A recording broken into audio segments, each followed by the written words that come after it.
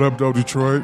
Hello, world, and welcome to another episode of Detroit ByCycle, where we're all about the love, benefits, art, culture, and the people we meet on bikes from the Detroit area and beyond. I'm going to give a real quick shout out to Chuck Lee, bringing the beats this week.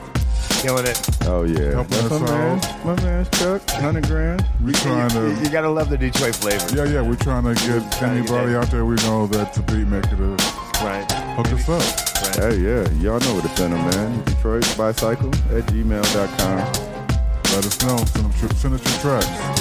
And a celebration is actually needed. That's right. For this episode. Hey. What do we want to cheers for everybody. Our 1,000 unique listeners. Unique downloads. Yes. So we want to thank all of our listeners out there who's taking the time and checking us out and downloading our episodes. Tell a friend. Spread the word. Let them know what's up.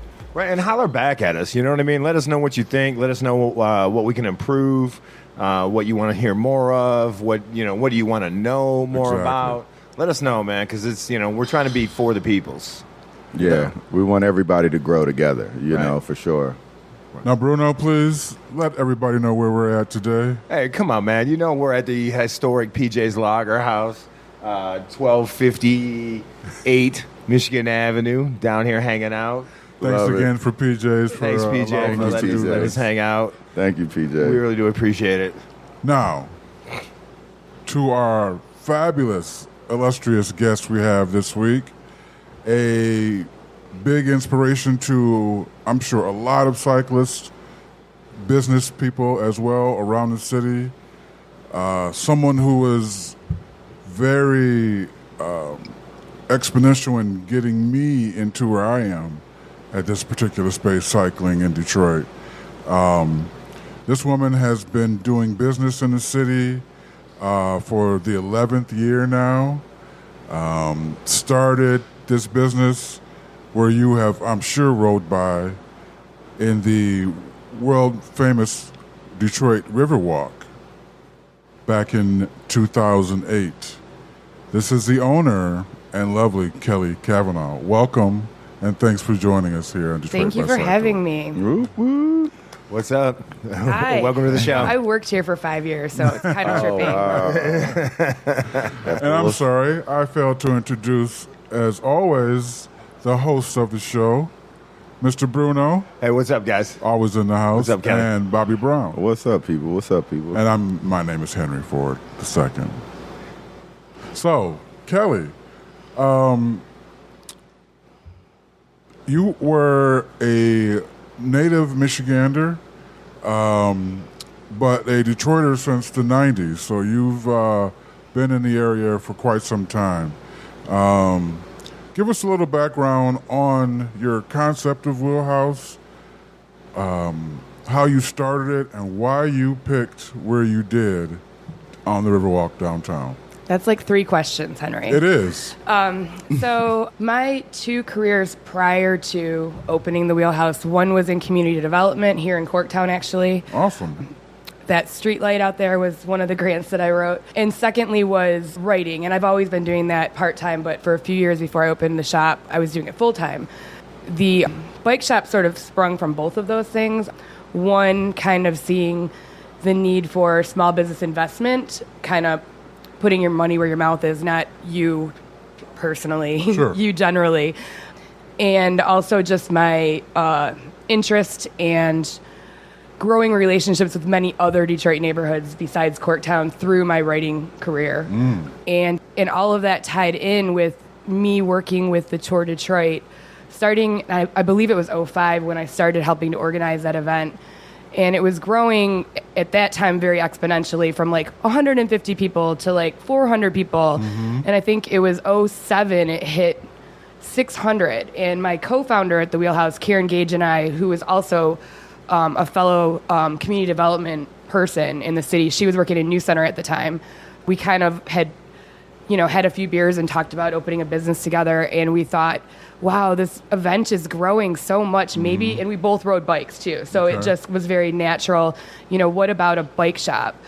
We both at that time went to Continental in Hazel Park, which shout out to them. They've always been a great shop, and just wanted to be able to service our bikes in the city. That was the underlying motivation for that. And it's funny now looking back at 600 riders seeming so huge for the Tour de Detroit when that's like a smaller cycling event now. Right. But those were different times. Sure. And in terms of opening up on the riverfront, it really was a marriage of convenience because the Rivard Plaza, now Cullen Plaza, had just opened and they were looking for a tenant. 2007. Okay. Yep. Right. And they had a concept of some sort of park amenity, but they didn't really know what that looked like. So we put together a business plan and approached them and said, we want to bring bikes here. And they liked it, we liked it, and it happened. So now I get to say that I opened a bike shop in Detroit in the middle of the recession. Yeah, 2000. So I'm truly certifiably crazy for the rest of my life. I can prove it. Documentable. You're on our show. Like, I don't think you really had to go much farther today. Like, you're like, yeah, I'll be on. We're like, yeah, I kind of figured. Yeah, I was going to ask you, so during that time period, which is, everyone's familiar with, there was things and people leaving the city and nothing was growing, and you decided to do a bike shop. But not only that, but you actually were the first established business in the Rivard Plaza, is that true? Or on the Riverwalk, essentially? Yeah, although it's not extraordinarily commercial even to this day, although there's a lot more development adjacent to it. Mm-hmm. But yes, I believe you are accurate. And you were actually a reason to go down to the Riverwalk. I'd like to think essence, so. Right. Mm-hmm. So, like I said, investing all your time and your money opening at that point, what was the atmosphere like when you first opened up?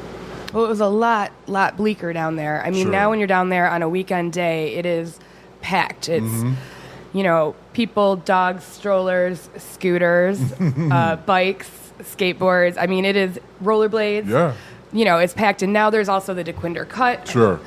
And more and more riverfront opening. The Atwater Beach is slated to open later this weekend. That's just going to connect like the Shane Park, Aretha Franklin Amphitheater to the East Riverwalk. So there's more and more connections, more and more reasons. The West Riverfront is coming. That's going to be just amazingly transformational. And the Greenway will... The Joe Louis Greenway, that's all going to connect everything. It's amazing. Right. We're going to have to learn how to share the roads again. I mean, that's just that's where we're headed in the city. Our baby's growing up. I mean, you have to understand, man, that they paved the roads for bikes. Exactly. They didn't pave them for cars. Exactly. The city had paved roads for, Ben Fletcher and everybody after him. Right. And just to be clear, your shop has had recognition recently, actually the last 4 years, being recognized as by the Bicycle Dealers Association, is that correct? Correct. As that was last 4 years recognized as the number one bike shop, one of the number one bike shops I believe it's in the country. They have 100 or something. So yes, and what's cool about that is you do have to submit some paperwork, which is very much like a grant application, going back to how my past lives have helped in this one. Mm-hmm. But also they send secret shoppers to your store and secret phone callers and also emailers. So they have at least 3 contacts with your business from a completely outsider. Sure. And it is funny. Actually, the application's due July 31st, so I got to get on that for this year. But we always joke, sometimes we're like, that person was so weird. Do you think it was a secret shopper? Right. And then you find out afterwards which interaction. So then we'll know which employee actually had that interaction. Sure. And it's kind of funny. Actually, I think last year or the year before, it was actually me. And everyone was pretty surprised because I think if you put odds on it, I'd be the low person with stop. No, I'm not the best customer service person. But that's not my strength. That's why I have great staff. Mm-hmm. There you go. That's where I excel. That turns out that's actually one of my things, customer service. So, in your business plan, you had, from the beginning, always wanted to do tours? Yes, but on a much, much less, I guess, unique types of tours. Initially, we were talking about doing downtown and midtown. Okay. And that's all we did the first year. And honestly, it didn't really do that great. Mm-hmm. And Karen and I sort of challenged ourselves that winter to be like, let's do what we know, which is to go into neighborhoods and work with community development groups and small business owners that we knew, and we totally rewrote the script that year. Sure. And so, I think that year we added Corktown, which is kind of a no-brainer because at the time I lived in Corktown, I did for 18 years until very recently. And because of my community development, it's like I always joke that I could do that tour either sleeping or drunk. And don't worry, I've done it neither way. But there's so many things I could say about Corktown without even worrying or stressing about forgetting something. And there's always people to give me more and new information to keep in contact with and keep fresh. Sure. So similarly, like we have our architecture tours actually run by an architect. And over the last 11 years, we've had 3. We're on our 3rd. So they've all stayed, a good 3-4 years, gotten the experience and got to share their perspective on architecture. We also partnered with Keep Growing Detroit for our urban agriculture tour. Their education director gives the tour. He's also a cyclist and considers it part of his job. And then our payment to him is actually a donation to Keep Growing Detroit. Nice. So we kind of went in that direction. We started doing that, and it really just worked. So now I think I should have counted this before I came on the show, but I think we have about 20, maybe a little bit less, like unique tours. Some, of course, which we run all the time, like Auto Heritage is once a month. That one is very, very popular. And that is similarly partnered with the Paquette plant on Paquette. Nice. So they actually help us run the tour and then get a donation back every time we do the tour. That's awesome. It's been fun, and every year we add, 1 or 2 to challenge myself and, to also keep people coming back. Sure. So we do 3 public tours a week. And then we also do private tours. Like today we had a conference group from educators from all over the country, gave them our sports heritage tour. Awesome. And they were a really fun group and, got to see it all over town.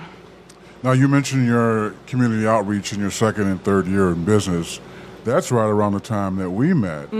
Because shortly before that, I was doing the Palmer Park rides. Right. And you reached out to check out the people from Palmer Park and experience what I was doing on my weekly rides. And coming down and being employed by you now and being able to educate visitors and from locally and from abroad.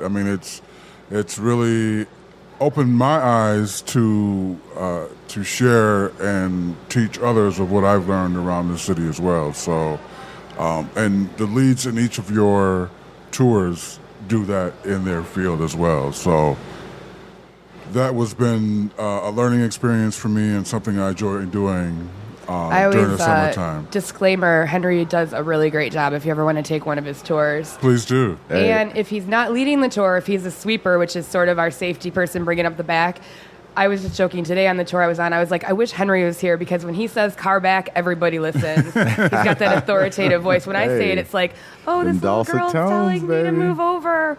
It's like totally different voice. It's the Barry White of Detroit cycling, man. Like everybody. It works. People listen. Pardon the pun, but like everybody needs to, know their lane. Yeah. There you go. Hey, I thought my shit was deep till I met Henry. Right. You thought you were like, right. And then you were like, no. No, I mean, for me personally, real quick, Wheelhouse was the first spot that I noticed as the River Walk was growing. It was like, oh snap, you can get bikes and ride up and down. Like what? Like right. And then you were the first spot that had the tool. Oh yeah, rack, tree, come work, do your own. Come do your own. Like, we have all of we this. We may be closed, but we still, we're closed, but you can still get air. And I remember coming down there during the construction times. The Department of Natural Resources place wasn't finished DNR, yet. It was vacant, but you could still come down and get your, my seat. I can change my seat. I know I got that. That's when I got hip to where you were at. And seeing you grow is awesome. Yes. And that's something that you have continued to do with the bike fix stations all around the city. And yeah, I'm constantly challenging to find additional revenue streams. And I know that sounds very capitalistic of me, but it's a rough world out there for small businesses. And I realized by just having done a few of those over the years and people kind of reaching out to me and saying, like, where did you get that? And, you know, how do you install it? And I realized, like, this is expertise that I have. And so we have a relationship with Sarah's Products. They're based in Wisconsin, made in the U.S. And so we have been able to procure, in some cases, site them, in some cases, install them, depending on what the customer needs. Sure, right. The most recent repair and air station that we installed was actually on the DeQuinder Cut, just south of the Wilkins entrance. That just went in last week, I want to say, very recently. Okay. So that's brand new. And I've got some bike racks going in at Seva very soon. Nice. They have racks, but they kind of made them themselves. They were great, actually, but they're ready to upgrade. So I kind of have... That's one of the things I do in the off season. People ask me what I do in the winter, and I say I sleep more, which is very true.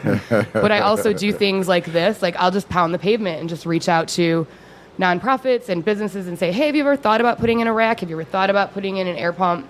And I probably started doing this 2 years ago. And Tatiana, who's our general manager, and I we were joking. It's like the seeds we planted 2 years ago are starting to sprout. Like, where we're starting to just see people be very interested in that as an amenity, businesses to show that they're bike friendly. Sure.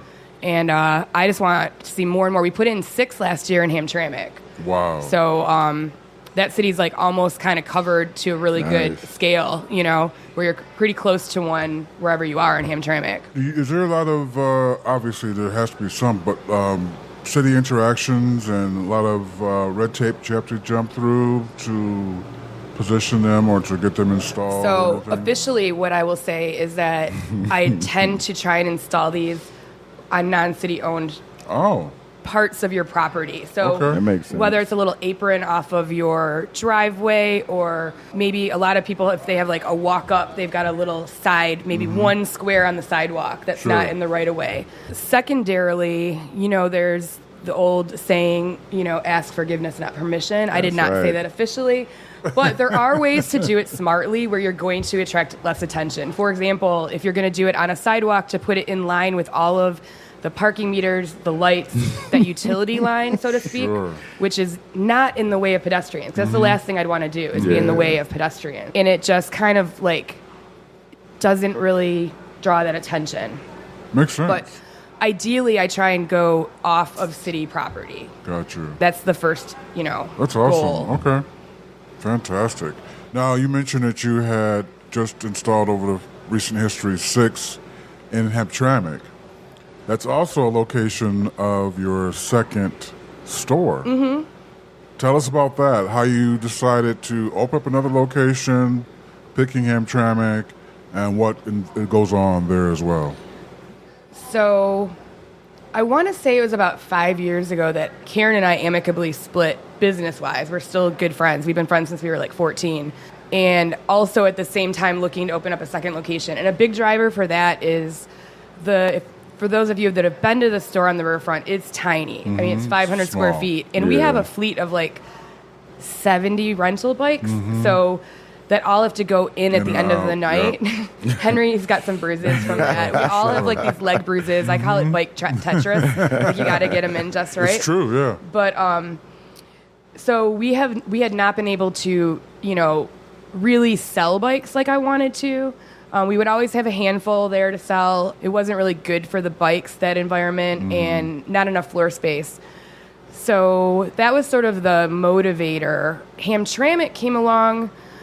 Honestly, I had my heart broken on a couple locations along the way. You know, typical real estate woes. If you talk to any person trying to open a business, I mean, I think I spent 2 years like on 2 different spaces going through, you know, getting architectural drawings built, you know, or drawings done and everything, and then to have the rug pulled out from under you. So Hamtramck was always on my short list. It's one of the places that I had lived prior to living in Corktown. And, you know, I really like the walkability of the main street. It still has a long way to go in terms of like quality of retail.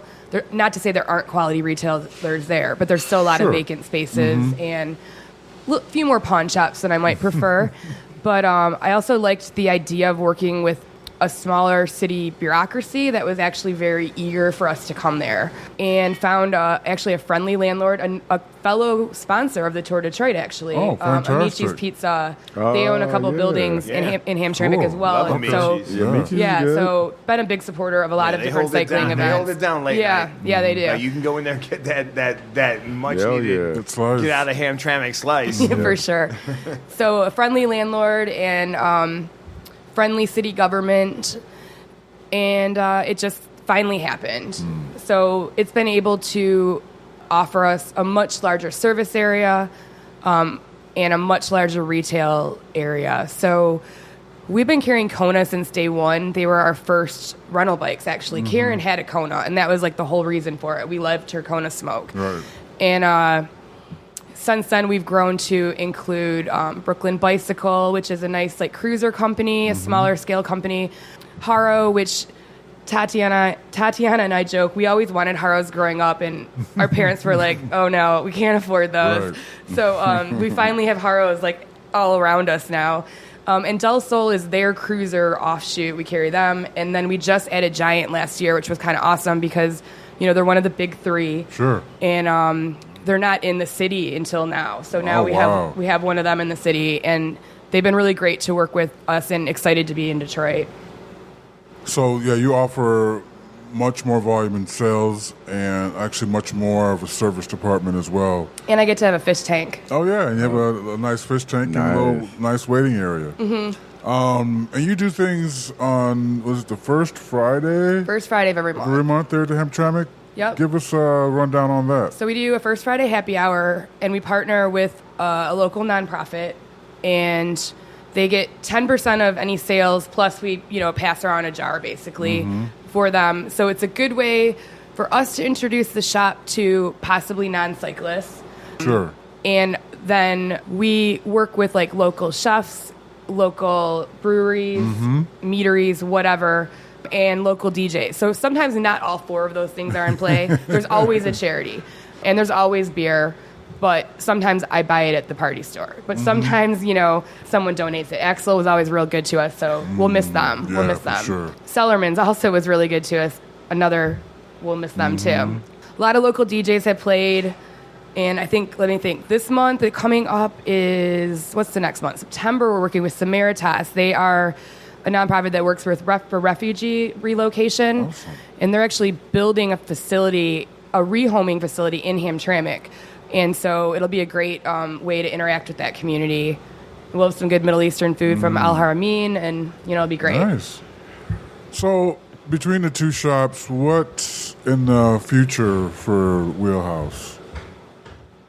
Or really even, good question. Even extending beyond the two shops. Is there anything I that you- don't see more than two, and to be very frank, I always joke with people that open a second location of any business. It's like, it's not twice as hard, it's 4 times as hard. Right. Like, the math doesn't add up. And part of the reason that I relocated from Corktown to Hamtramck was to cut down on my, like, Detroit triangle of, like, Riverfront, Corktown, Hamtramck, which sounds like nothing. Like, nothing's more than 5 or 6 miles apart. But when you're, you know, in a truck way more than I like to be, it was starting to really get to me. So I transfer inventory way more than I would like. Also, I really like, they're both very distinct environments, and they both serve very diverse clientele, and that's really important to me because of the many issues the cycling industry, I think, has. One is its insistence on catering to white male fitness riders. No offense to white male fitness riders. I think you guys are great. Very Love inspirational those when you jerseys. speed by me. But, you know, there's a lot more of than people that don't feel embraced by that and welcomed by that. And those are our customers, honestly. Sure. And that makes me really happy. So I guess that didn't really answer your question, but I would like to continue to grow with just that. maintain that. And honestly, personally, I just hope that, you know, someday I'm paying myself like a non-poverty level wage. You know, that would be great. Sure. Not that I'm complaining, because it's the life that I chose and I enjoy it. But I always tell people it's not a get-rich-quick scheme. Sure. It really isn't. And the bicycle industry has some serious issues, as I'm sure you know. Absolutely. And I'm sure have come up many times on this. Right. And so it's it's hard. You have to love it to do it. You do. really do. You And I really think do. to answer your question, I think the question I would actually ask myself is how long will that be the case? And, I'm 43 now. At some point, I'm going to want to probably not work quite as hard. Sure. And so I think that's my next question is when will that be? I don't think I'm not saying in the next year or two or even 5 years, but at some point I'll need an exit plan. But until then, I'm really happy to keep doing what I'm doing. And at least even when I drive my truck a lot, I get to ride my bike on tours. That's what I say. I'm like, at least I'm riding my bike for a job. That's kind of awesome. That's what I always tell people. I mean, right. That's probably the best case that's the scenario. hustle, man. Like for, if you can figure out how to get bicycling to pay for part of your lifestyle, you're doing it. There's a blessing there, man. It is. That's like a nice thing, man. So I applaud you, man. Like, thanks. Yeah, I respect everything you do. I've been watching. I was like, wow. Thank you. Congratulations. And I think, it also is a conduit for people to explore the city as well. You're providing a service that within, these last 2-3 years with the bike share and other shareable programs out there, people would only get back and forth, generally speaking. The tourist, air quotes, will only do so in their car. But you're providing an avenue for them to actually get more deep and in depth with their exploration. It's just so more intimate on a bicycle. Exactly. That's why why we're all at the table. It's the intimacy of being on your bicycle and the smell, the wind direction, the temperature, the everything. There's been people that I've spoken to that now do centuries on a whim. They started getting back into cycling after renting bikes from you. I hear that too, and it makes me so happy. It is. Pretty awesome. It's so inspirational. It's and life-changing. It is. It is. And I know you don't see it on a daily, but it's still happening every single day. Oh, absolutely. And the people like that, when they're a little bit nervous to get out, first of all, the Riverwalk and the DeQuinder Cut are just great. You're insulated from traffic. And I always tell them, they're like, I haven't ridden a bike since I'm 12. I hear that on the regular. And I tell them, well, they say it's like riding a bike. And they always laugh, but it's true. Very true. There's a reason that saying is so, ubiquitous, because it's true. And then they kind of it breaks the ice a little bit. They feel a little less. But it's hard as an adult to do something that you're not good at. It takes humility. It does. And, yes. sometimes it can be a little scary. And so I give all the kudos in the world to people who are willing to give it a shot, maybe look a little foolish. It's okay. Sure. Just give it a shot. Just jump in and give it a try. Now, you're, as a shop, also involved with other civic duties, I would say. Like you're involved with Mogo Detroit. Yes, that's actually perfect segue from what I was talking about people not having been able to ride since they were children. Sure. The Mogo Adaptive Program is developed for people who, for whatever reason it is, cannot ride a traditional two-wheel bike. So whether that is a balance problem, a vision problem, a mobility problem, anything, any reason at all. Maybe it's just anxiety, pure and simple. Sure. They have 13 different styles of bikes, from hand cycle to side-by-side tandems, a recumbent tricycle, and you can reserve it. You have to reserve it through their website because we have to store the bikes off-site because they're huge. A lot of these are like I said, I got a 500 square foot shop. So, right. So when the reservations are in advance, we get the bikes in advance and then have them waiting for you. So today we had a giant tricycle go out, like a big one, like full 26-inch wheel. That's perfect for someone with balance issues. Sure. We had a side-by-side recumbent go out. That's perfect for someone with maybe vision issues or decision-making issues, anything like that.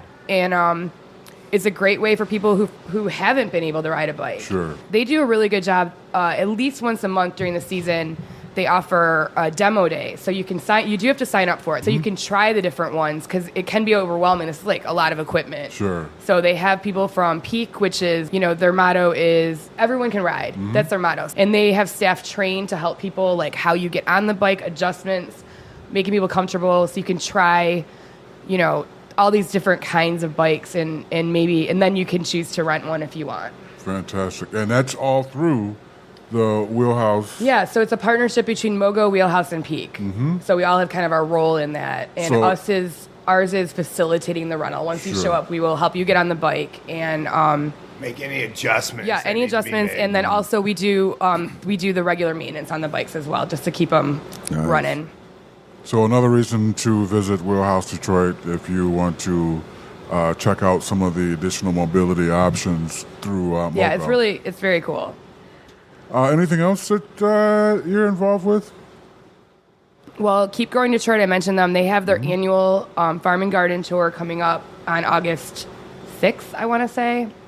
So that's a really great chance to see. I mean, we have over 1,000 urban gardens and farms ranging from side lots to, larger scale things. And they do a really good job every year with that, and we support that. They're a great Detroit organization.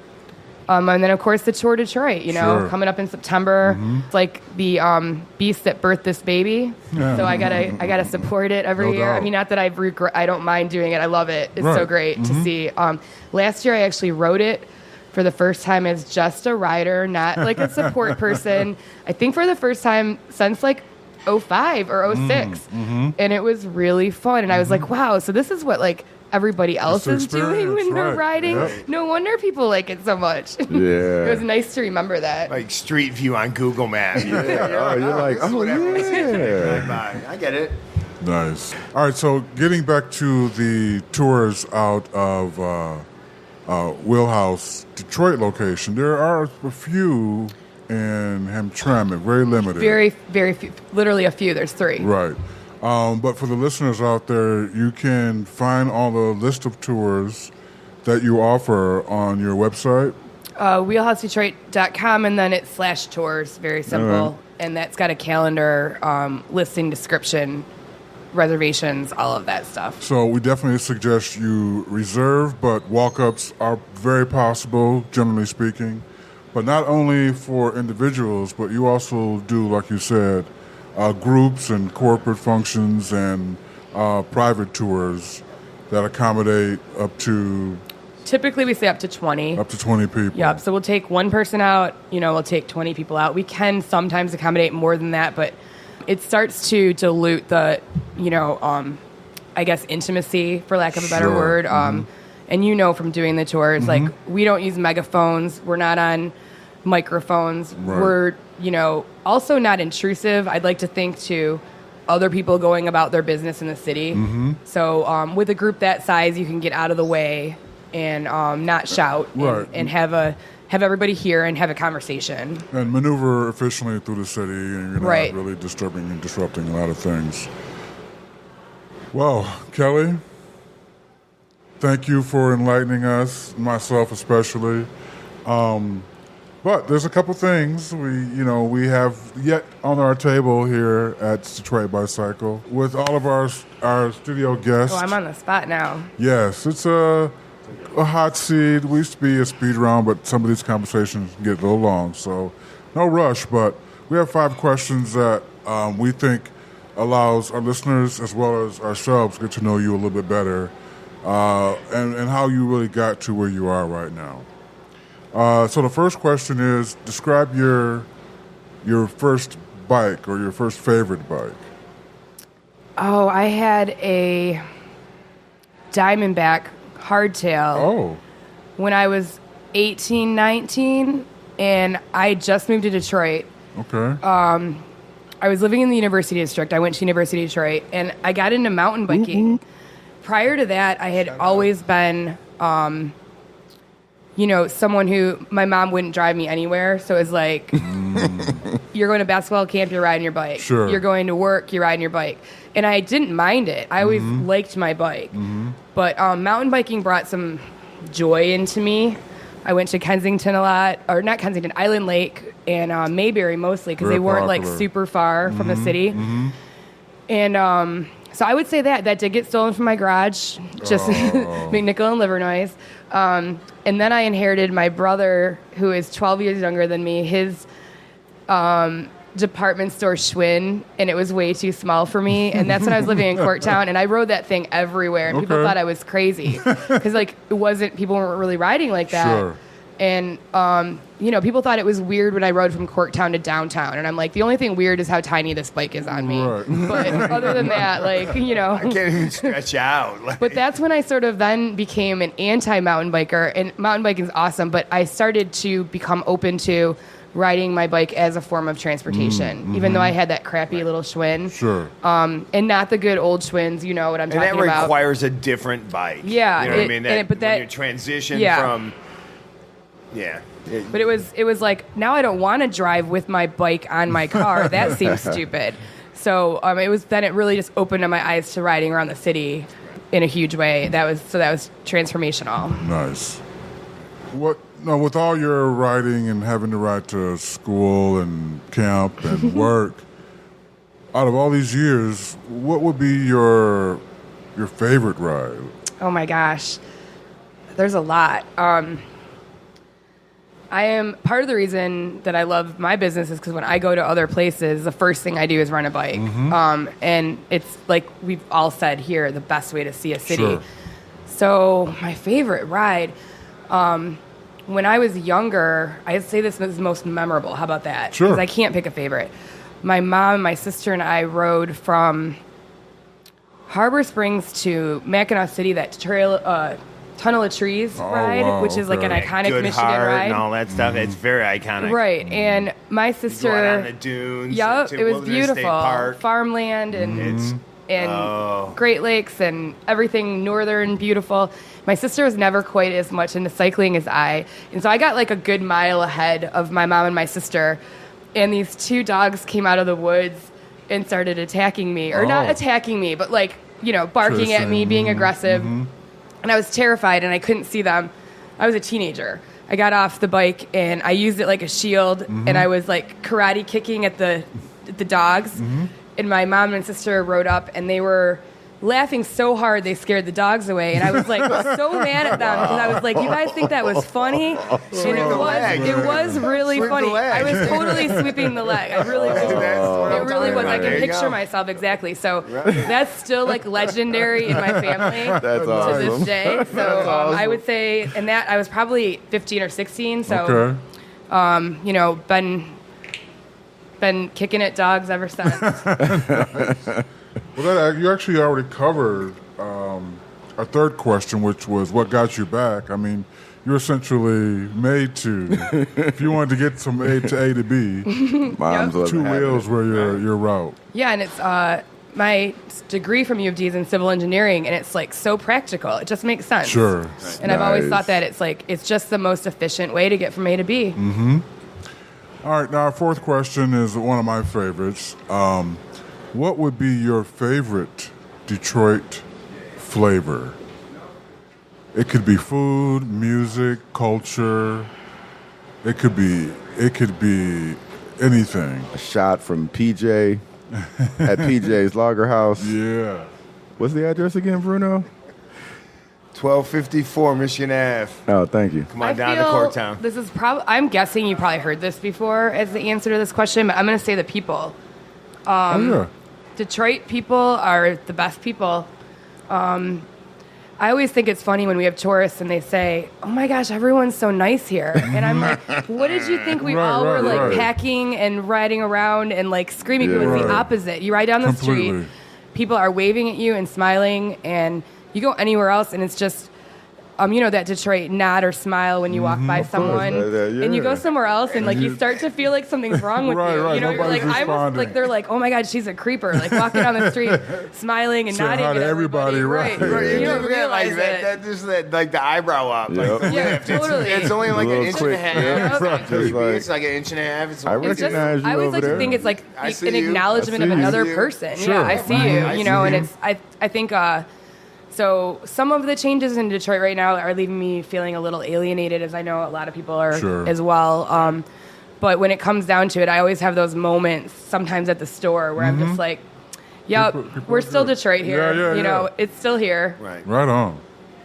Now, lastly, if you had one wish for the city of Detroit, what would that wish be? I wish that it would keep its Detroit spirit. I think part of the alienation I just referred to is it's like this importation of like a color by number. This is what an American city looks like. Right. Like, this is what we're supposed to do. Not here. And I naively had hoped that Detroit would avoid that. And I feel like that's kind of what's happening right now. And, you know, when I think about the stadium, or I'm sorry, the Pizzarena, Pizzarena. and, you know, still our schools are completely unfunded. It's really criminal, I think. And I mean, we've got generations that we need to invest in. And I'm not so much worried about the big tax breaks. So I wish that we would flip the script on what has been going on, not just here, but in America. This is an American problem.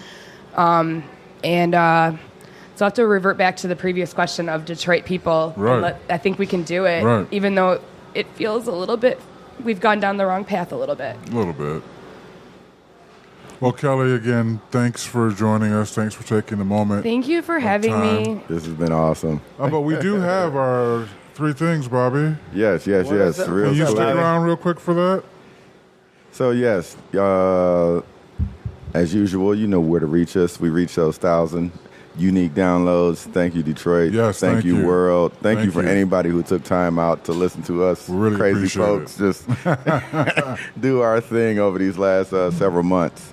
For 3 things this week, we have, you got your bike, and you Picture it now. Just picture this. You got your bike. Yeah, it's for our visual learners, man. Like, if you were that kid that was like the kid that was in shop class, you got it. Yeah, this question's for you, man. Yep. Right. You're on your bike. You know, obviously, Kelli and Wheelhouse, they do tours, you know, outdoors. We're going to take your bike. You can go anywhere indoors with your bike and do a tour of that spot. That's the 2 rules. You're on bike, it's indoors. That's it. Where's your tour going to be? Everything else is a fantasy. Everything else is a fantasy. So we're going to start off with Bruno. Bruno, Okay. where would you take your bike? We had talked about this earlier, and we had talked about whether there would be people in it, not in it, and we Hey, the only parameters 2 were rules. open. Right. We talked about. It came down to 2. I thought about the ambassador, the tunnel Oh. with traffic. Oh, That would be cool as hell. Like Yeah, down and back, okay. you could do like a race in traffic, down Whoa. and back. Okay. Water, not water, whatever. You just Yep. down and back. All right. But then I thought, like, probably shouldn't be in Canada. So it's not maybe the ride for me. And then I came up with this: the salt mines. Oh. What about the Cargill salt mines, All bro, right. dude? There's the bar right That's a good there. one. You can have a couple beers, or right, and then just go ride with your mountain bike, fully suspended friends or whatever. Just go ride. All right. That would be awesome. That would Right. be pretty. That would be That would be awesome. pretty sweet. That Good would one. be pretty sweet. Good choice. All right, Mr. Henry Ford. Well, I also had 2 options. You know what I'm saying? That's, I mean, it's a great. You laid the groundwork, so I'm going to try to Yeah, follow yeah. along with that. My first one would be actually, and I've thought about this previously, and it's just outside of the city limits, but I thought it'd be amazing to turn our very first mall in the country, which was Northland Mall, into a cycling venue. So I would have a velodrome. I'd get Dale in there to do his thing. Right. I'd have a crit track around that. Okay. I'd also have a sort Cross of course a or- cross course yeah, if I round could, about with back. and a downhill maybe course Right. to all the levels Off the roof. off the roof, off the escalators and such. Right. Okay. But then, if we want to scale it down just slightly and just be rogue, I'd want to do like any of the major mansions around the city, like the Bishop's Mansion or the Manugian Mansion or anything like that. All right.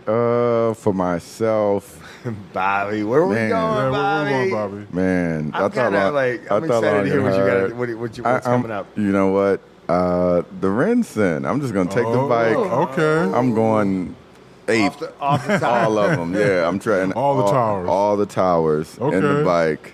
Yes, up, down, around. I'm at the old movie theater. You know, Nice. I'm probably going to take the mountain bike because I'm going to do some jumping. So. Okay. Yeah. I'm hitting offices. You know, I might pass out mail. I might get a donut because it's donut day in somebody's queue. Right. But yeah, I'm exploring. That's iconic. Like I'm going to explore the Renson. Like, you know, I've been to the Renson. like, 'cause I think most people have only been. You know, you might have stayed in the hotel. You might have been in the atrium. You hit the movie theater, or the restaurant, but you don't know what's another 4 in the other- buildings, right, man. I don't right. know what's going on over there. I want to hit all of them, and then I'm gonna come out to the Riverwalk and see Kelly at Wheelhouse. So Kelly, what do you got for us? What's All of your yours? ideas are very awesome and ambitious. I feel like mine is a little bit smaller, but it's something I've actually done once, and it's so uniquely Detroit is the Michigan Theater. Just because it's so Detroit to have turned a beautiful theater into a parking structure, lot, right. and because like it's a ramp, like you could ride up it. Yep. So I know that's very modest in scale compared, especially your Northland idea, which you Northland need an would be investor tight. on I that. know, right? Like seriously. Holla at me. We could do something. Well, cool. I mean, that's that's something that we can actually do. So you brought your fantasy to reality, which was cool. Just So, once I snuck in. There you go. I think It's they're all stricter good. now. Well, Kelly, again, thank you so much for taking the time and joining us and talking about Wheelhouse and letting people know the ground that you laid for all of us to enjoy, those that are local and abroad. So glad you guys are doing this show. Thanks you. for having We really me. appreciate It's been you. so Thank fun. you. Thank you. Thanks. As you know, this is Detroit ByCycle. We are all about the love, benefits, art, culture, food, and the people we meet on bikes from the Detroit area and beyond. Thanks again for tuning in. See you next episode.